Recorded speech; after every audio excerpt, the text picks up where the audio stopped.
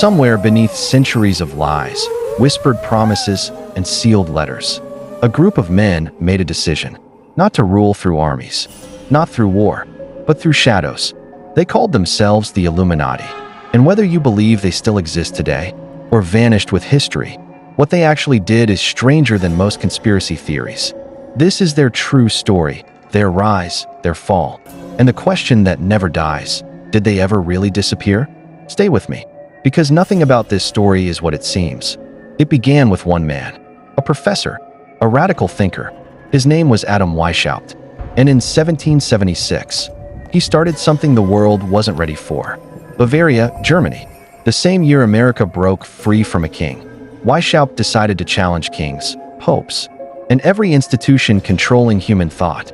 He was a law professor, but more dangerously, a man who believed the church and monarchy were suffocating freedom, not guiding it, controlling it. And he didn't want reform. He wanted control of the system from the inside.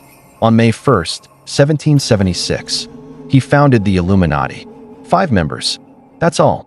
But ideas don't need numbers to spread.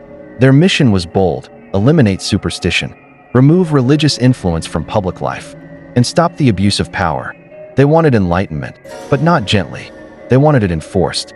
Weishaupt built the order like a hidden machine. Members divided into ranks, each level blind to the one above. Only a few knew the full truth. Everyone else followed instructions they didn't fully understand. Bavaria was deeply religious, which meant Weishaupt wasn't just creating a group, he was building it directly, under the church's control, using students as his network. Then came the move that changed everything. Freemasons, one of Europe's most powerful secret societies, and began recruiting from within. His most powerful ally was Baron Adolf von Nigg, a master strategist, a man who knew how to grow influence fast. Nigg turned the Illuminati into something much bigger. Within 7 years, it spread across Europe. Over 2,000 members, judges, politicians, doctors, military officers, not followers of power, but holders of it. They used coded letters, fake names, complete secrecy. Weishaupt called himself Spartacus, a rebel against an empire, because that's how he saw this: a silent rebellion. Their symbol, the owl of Minerva, represented wisdom in darkness. A message: they see what others don't.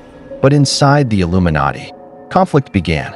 Weishaupt and Nigg clashed over its direction. Was this about ideas or control? They never settled it, because something else found them first: the Bavarian government. By 1785, rumors had turned into fear. The government uncovered the Illuminati and reacted fast. Secret societies were banned. The Illuminati was named directly. Membership became a crime punishable by death. Raids followed. Homes searched. Documents seized. Members arrested. The network collapsed almost overnight. Weishaupt fled into exile. His order destroyed. At least, that's what people believed.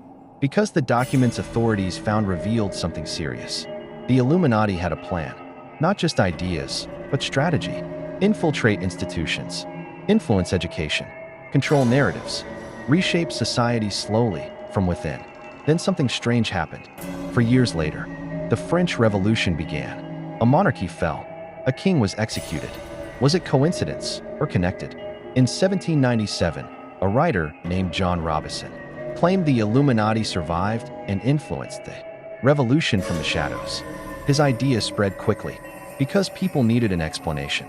Even George Washington acknowledged the spread of Illuminati ideas, not confirming, but not dismissing either. Then came the symbol, the all-seeing eye above a pyramid placed on the US dollar in 1935, to some, just design, to others the signature. By then, the Illuminati had become more than a group. It became an idea. Across the 1800s and beyond, new secret societies formed, many using similar structures: secrecy, hierarchy, influence. The question changed. Not did they exist, but are they still connected? The modern world made that question harder to answer. Power became global. Banking systems, governments, private meetings behind closed doors. Then reality confirmed something unsettling. MKUltra, a real CIA program that experimented on civilians without consent. When that became public, it changed everything. Because now people knew some conspiracies are real. And if one was real, What else is? From there, the lines blurred. Symbols appeared everywhere. Music, films, culture. Some intentional, some coincidence, some imagined. The human brain looks for patterns, even when none exist. But one thing is certain.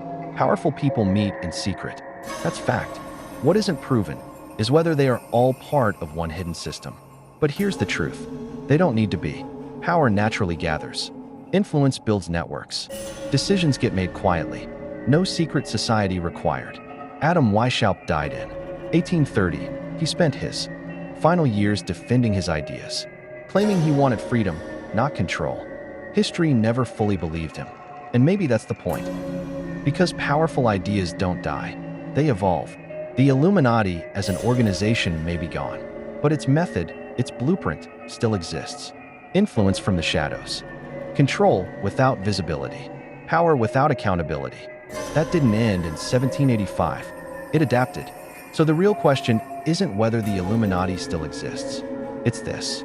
Who is making decisions that shape your life without you ever knowing their name? Because history doesn't always give us villains. Sometimes it gives us systems, and systems don't need faces. The Illuminati may be gone, but the idea never left. It spread quietly into everything. And today, we live inside a world shaped by forces we rarely see. So ask yourself, if no one watches the watchers, who decides what becomes truth? And who decides what stays hidden? Because they might be watching. The only question is, are you watching back?